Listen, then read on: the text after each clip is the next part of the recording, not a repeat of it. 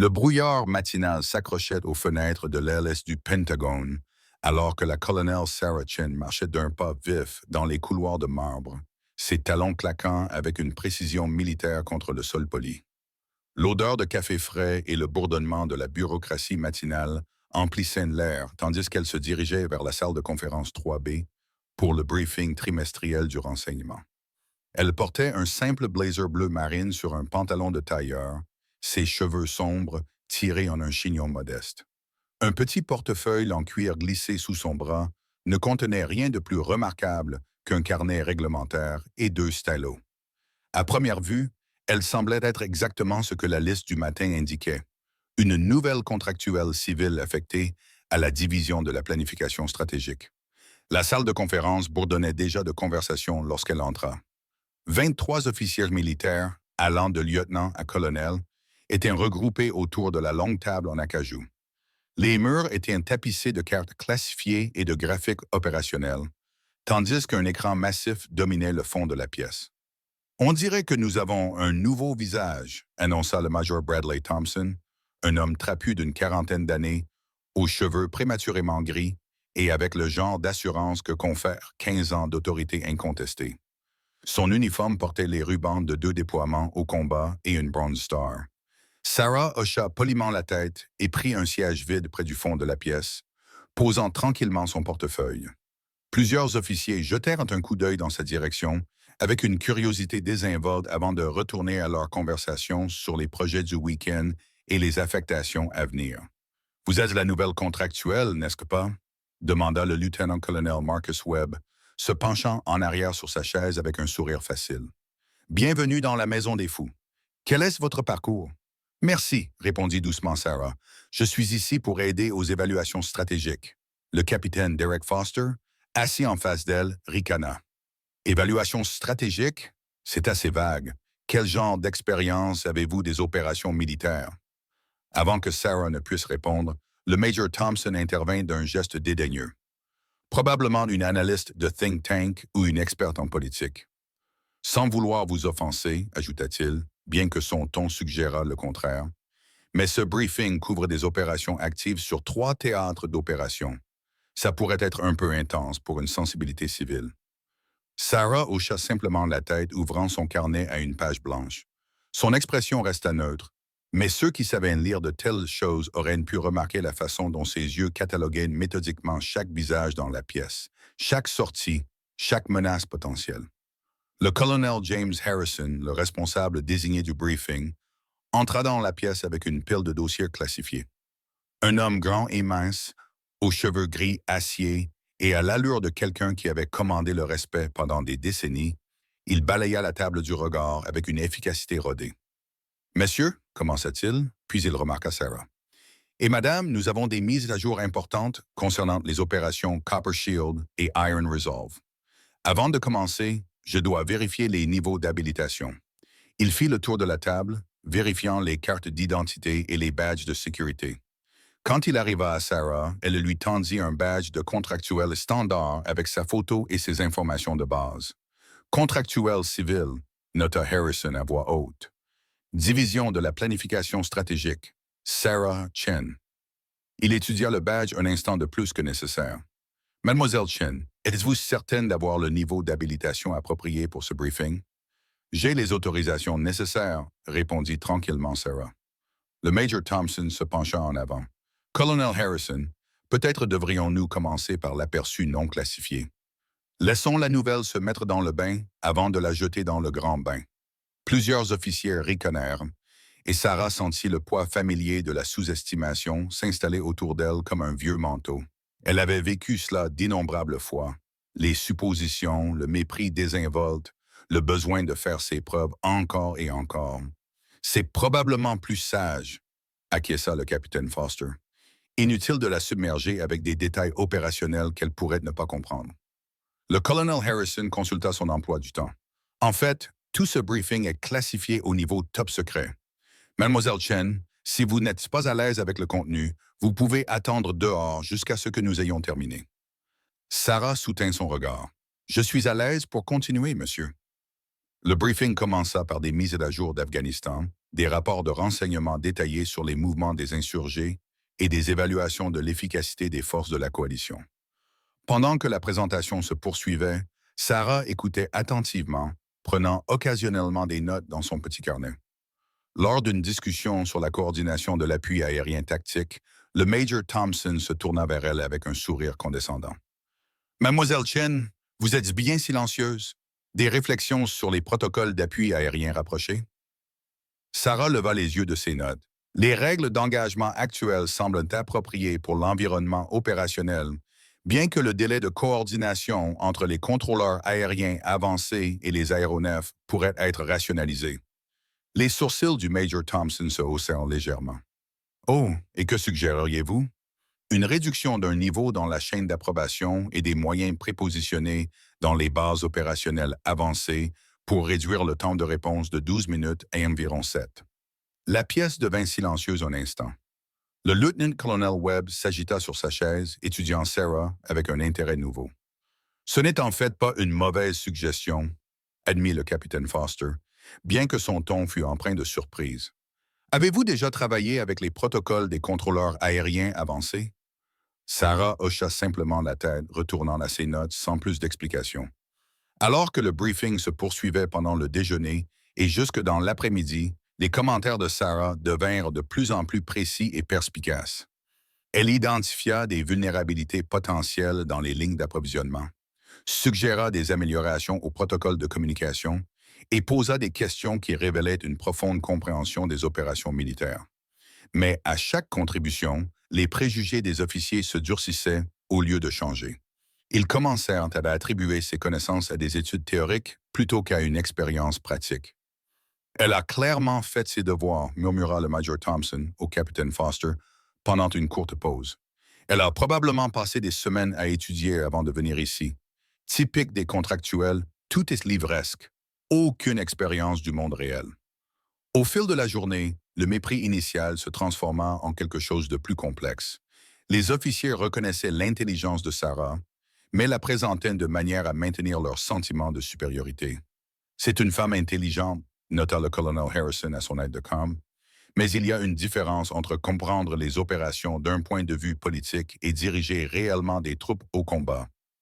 Quand le briefing se termina enfin à 17 heures, Sarah rassembla ses affaires tranquillement, tandis que les officiers s'adonnaient au rituel familier des discussions post-réunion et de la planification des activités du soir.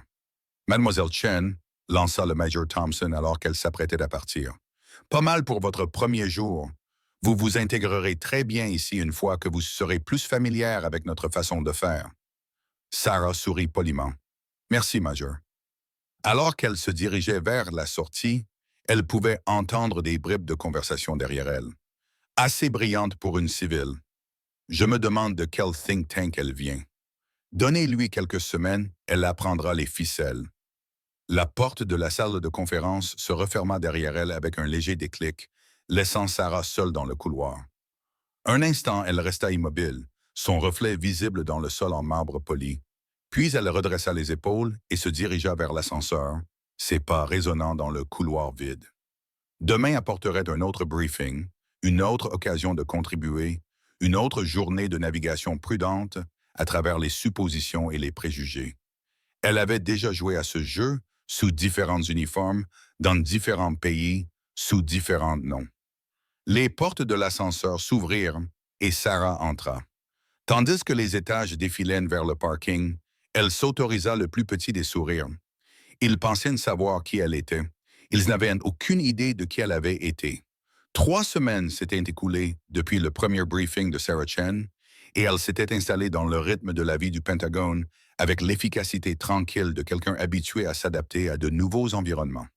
Chaque matin, elle arrivait précisément à 07h30, prenait sa place habituelle au fond de la salle de conférence 3B et contribuait aux discussions avec des aperçus qui impressionnaient et intriguaient constamment ses collègues.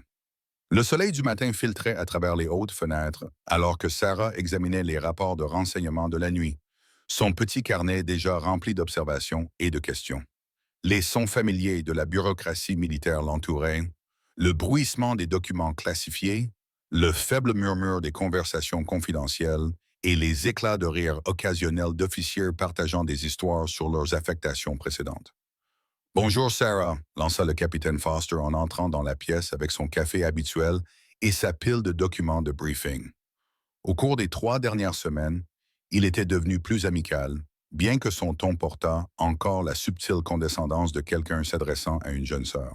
Prête pour une autre journée passionnante de planification stratégique? Bonjour, capitaine, répondit Sarah, sans lever les yeux de ses rapports. Le Major Thompson arriva peu après, son uniforme impeccable comme toujours, son allure irradiant la confiance de quelqu'un qui n'avait jamais sérieusement remis en question sa place dans la hiérarchie militaire. Il fit un signe de tête à Sarah avec le genre de reconnaissance polie réservé aux subordonnés compétents. Chen, dit-il en s'installant dans son fauteuil habituel, j'ai lu votre analyse sur les vulnérabilités de la chaîne d'approvisionnement dans les provinces du Nord. Du bon travail, très approfondi. Merci, Major. Bien sûr, l'analyse théorique est une chose. Mettre en œuvre des solutions sur le terrain, c'est là que les choses se compliquent. Il ouvrit son dossier et commença à examiner des documents. Mais vous apprendrez cela avec le temps. Le stylo de Sarah s'arrêta un bref instant avant de continuer sa course sur la page. Autour de la table, des conversations similaires se déroulaient quotidiennement.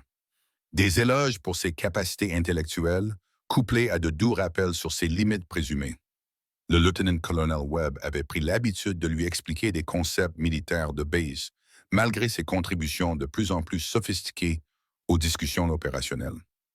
Vous voyez, Sarah, quand nous parlons de multiplicateurs de force, nous nous référons à des facteurs qui augmentent considérablement l'efficacité d'une unité militaire.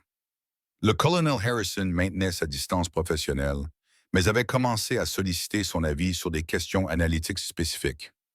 Mademoiselle Chen, quelle est votre évaluation des besoins logistiques pour la base opérationnelle avancée proposée? Pourtant, même si ces analyses s'avéraient constamment exactes et précieuses, les hypothèses fondamentales sur son passé restaient inchangées. Elle était intelligente, ils en convenaient. Bien éduquée, certainement. Mais finalement une universitaire civile essayant de comprendre un monde qu'elle n'avait jamais vraiment connu. Ce matin-là, cependant, quelque chose était différent. Le colonel Harrison entra dans la pièce avec une urgence inhabituelle, accompagné d'un homme que Sarah ne reconnaissait pas, un colonel avec les insignes du renseignement et le genre de lassitude alerte qui suggérait une expérience récente sur le terrain. « Messieurs et Sarah, commença Harrison, son ton plus grave que d'habitude. Nous avons une situation en cours. Le colonel Rodriguez, ici présent, vient de la division du renseignement du commandement des opérations spéciales. Il a un briefing qui requiert notre attention immédiate. » Le colonel Rodriguez s'avança, son visage buriné portant le genre de rides qui viennent d'années d'opérations à haut risque. « Mesdames et messieurs, il y a environ 18 heures, nous avons perdu le contact avec une équipe de reconnaissance de 12 hommes opérant dans la province de Kunar en Afghanistan. » La pièce devint silencieuse. Le stylo de Sarah cessa complètement de bouger. L'équipe menait une surveillance sur des chefs talibans présumés dans une vallée reculée. Leur dernière transmission indiquait qu'ils avaient la cible en visuel, mais demandaient une extraction en raison d'une activité hostile accrue dans la région. Rodriguez cliqua sur une télécommande et l'écran principal afficha une carte satellite d'un terrain montagneux. Les conditions météorologiques ont empêché une extraction immédiate. Le temps qu'une équipe de sauvetage puisse atteindre la zone, l'équipe avait disparu. Le Major Thompson se pencha en avant. Des signes d'engagement, des corps, de l'équipement. Rien de concluant, mais nous avons trouvé des preuves d'un affrontement important à environ 2 kilomètres de leur dernière position connue. Sarah étudia la carte attentivement, son œil exercé absorbant les détails topographiques, les dénivelés, les points de passage obligés naturels et les cachettes potentielles. Presque inconsciemment, elle commença à prendre des notes dans son carnet. Le problème, continua Rodriguez, c'est que cette zone est un territoire extrêmement hostile. Nous ne pouvons pas risquer une opération de recherche et de sauvetage à grande échelle sans de meilleurs renseignements sur ce qui s'est passé et où l'équipe pourrait se trouver. Le capitaine Foster prit la parole. Quel est le délai envisagé pour une opération de sauvetage? Cela dépend de l'évaluation du renseignement. Nous devons déterminer s'il s'agissait d'une embuscade planifiée, d'une attaque opportuniste, ou si l'équipe est toujours opérationnelle et simplement incapable de communiquer. Sarah leva légèrement la main. Colonel Rodriguez, quelle était la composition de l'équipe de reconnaissance? Une équipe standard ODA de 12 hommes, 2 officiers, 10 sous-officiers, spécialité mixte, communication, médicale, armement, génie. Et leurs paramètres de mission?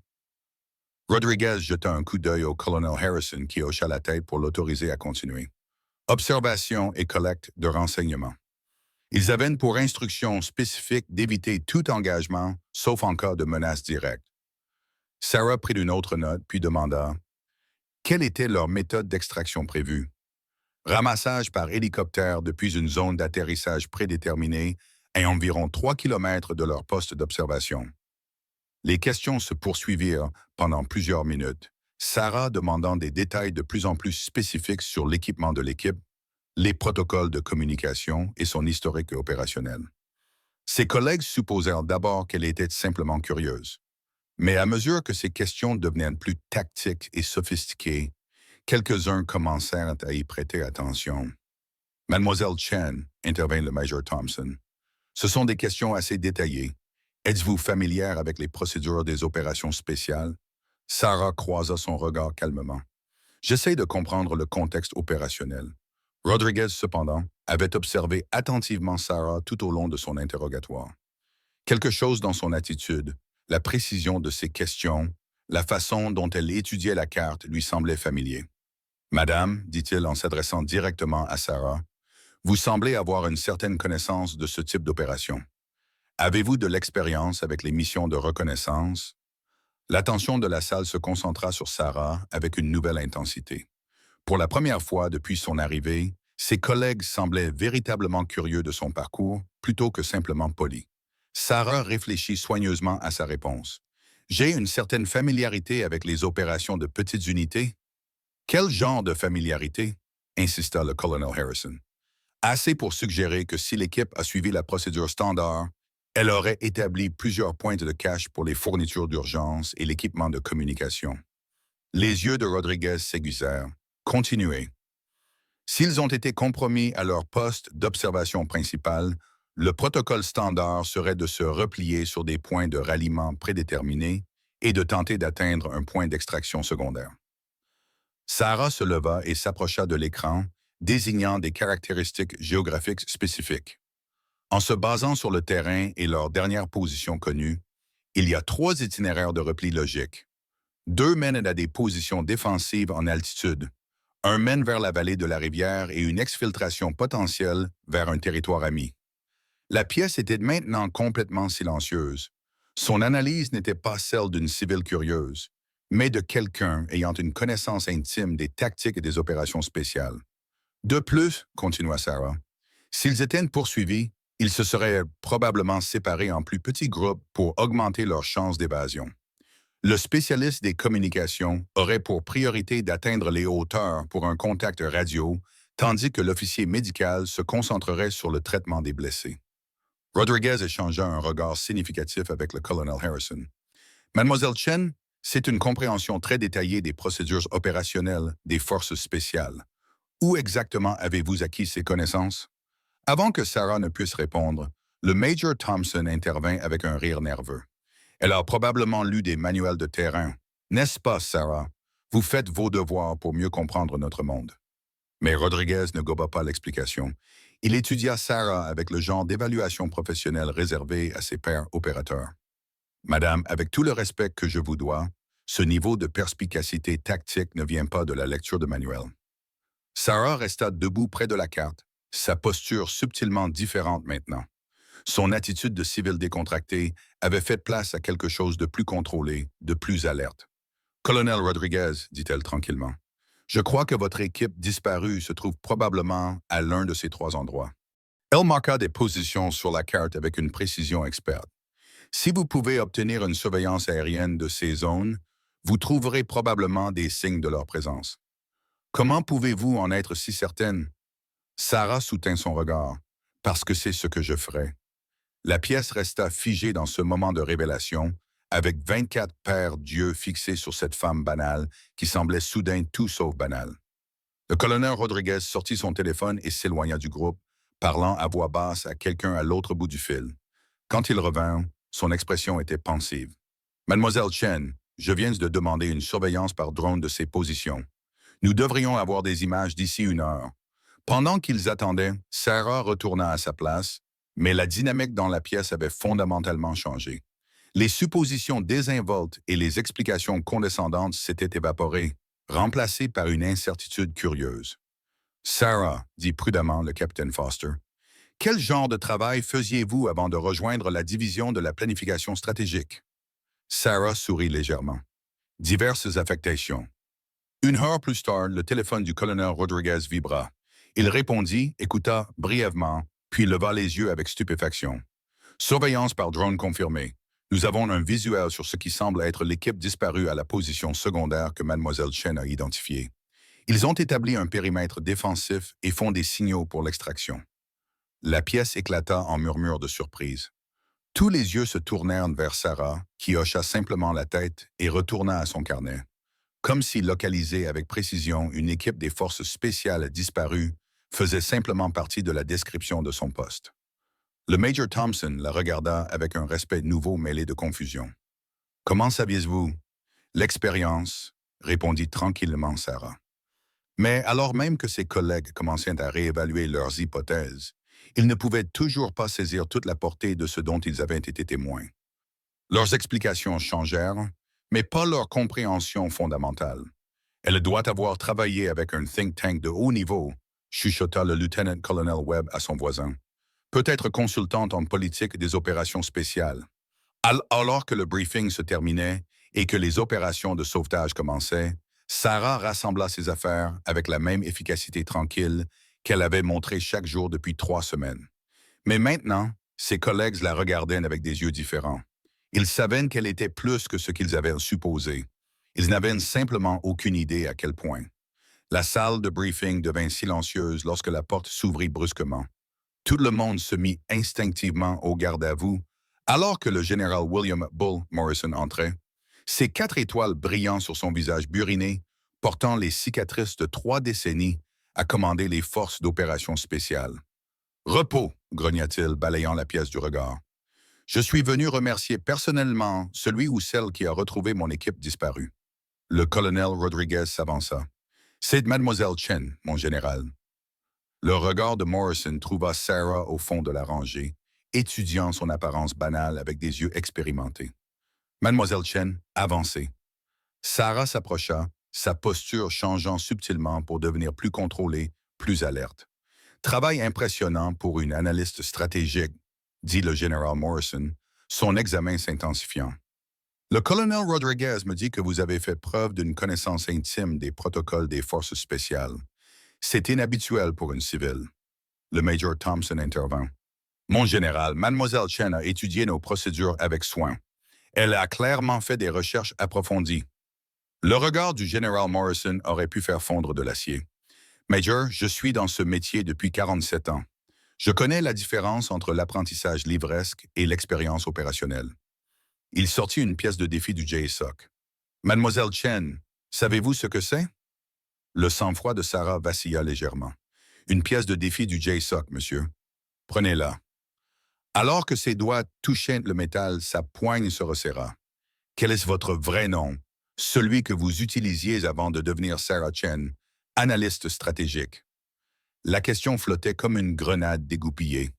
La respiration de Sarah changea, devenant plus profonde et plus contrôlée. Cette information est classifiée à un niveau supérieur à l'habilitation de la plupart des gens dans cette pièce, monsieur. Le général Morrison sourit, sa première expression authentique depuis son entrée. Voilà la réponse que j'attendais. Il relâcha la pièce. Mesdames et messieurs, vous travaillez avec l'un de mes meilleurs opérateurs. La pièce éclata en murmures de choc. Le Major Thompson devint pâle. Le colonel Harrison faillit laisser tomber son café. Je vous présente la colonel Sarah Chen, annonça le général Morrison. Forces spéciales, qualifiées Beret Vert, qualifiées Ranger, Silver Star, Bronze Star avec V pour bravoure, Purple Heart. Elle a un grade supérieur à chaque homme dans cette pièce, à l'exception du général Morrison et de moi-même. La colonel Chen se redressa, sa posture militaire n'étant plus dissimulée. La transformation était remarquable. Je menais une évaluation des procédures d'intégration du renseignement, expliqua-t-elle, sa voix portant désormais une autorité de commandement indubitable. La mission nécessitait une couverture opérationnelle. Le général Morrison hocha la tête. L'évaluation de la colonel Chen ira directement au secrétaire à la Défense. Dans notre métier, les suppositions tuent. Le Major Thompson s'approcha en dernier. Colonel, je vous dois des excuses. Nous vous en devons tous. La colonel Chen sourit sincèrement pour la première fois depuis des semaines. Aucune excuse n'est nécessaire, Major. Mais peut-être que cela nous rappellera que la compétence n'a pas toujours l'apparence que l'on attend. Alors qu'elle retirait son badge de contractuel civil et le posait sur la table, une vérité résonna dans la pièce silencieuse. Parfois, la nouvelle surpasse tout le monde. 3 mois plus tard, la salle de conférence 3B était devenue un endroit différent. L'arrogance désinvolte avait disparu, remplacée par une prudence réfléchie quant aux suppositions.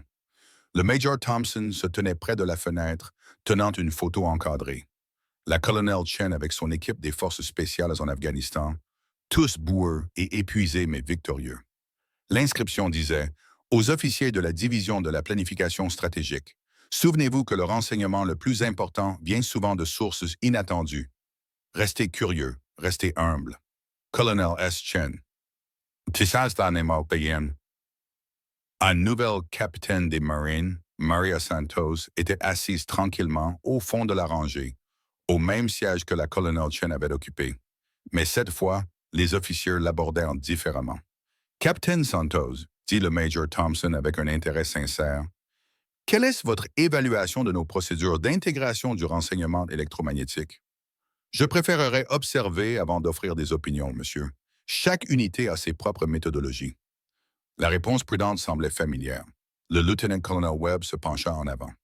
Capitaine, nous avons appris de précieuses leçons sur le fait de ne pas faire de suppositions. Vous avez des idées, nous les accueillons. Alors que la capitaine Santos commençait à partager son analyse sophistiquée, les officiers écoutèrent dès le début, prenant des notes, posant des questions de suivi, montrant du respect. Le colonel Rodriguez entra en trombe avec des nouvelles urgentes. Nous avons 8 membres du personnel portés disparus en Syrie après une opération ratée. La capitaine Santos s'approcha de l'écran, étudiant le terrain avec une intensité concentrée. Compte tenu de l'environnement urbain et de la composition de l'équipe, plusieurs facteurs influencent leur schéma de déplacement. Elle désigna des endroits spécifiques. Un chef d'équipe expérimenté éviterait les cachettes évidentes, cherchant plutôt à se dissimuler dans les marchés, les zones résidentielles ou les infrastructures. Rodriguez observa avec un intérêt croissant alors que son analyse s'avérait exceptionnellement sophistiquée. Plus tard, alors que les officiers discutaient de l'opération de sauvetage basée sur les recommandations de Santos, le Major Thompson réfléchit au changement. « Nous écoutons vraiment maintenant, dit-il au colonel Harrison. La leçon de Chen était restée. La leçon la plus importante, répondit Harrison, était que la compétence ne s'annonce pas comme on s'y attend. Un message arriva d'Afghanistan. La force opérationnelle de la colonel Chen avait éliminé un réseau de menaces majeures. Ses derniers mots dans la communication. N'oubliez pas, les suppositions tuent. Restez vigilants.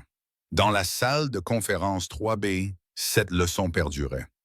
La nouvelle leur avait appris que parfois, le renseignement le plus précieux vient des sources les moins attendues, et ils ne l'oublieraient jamais.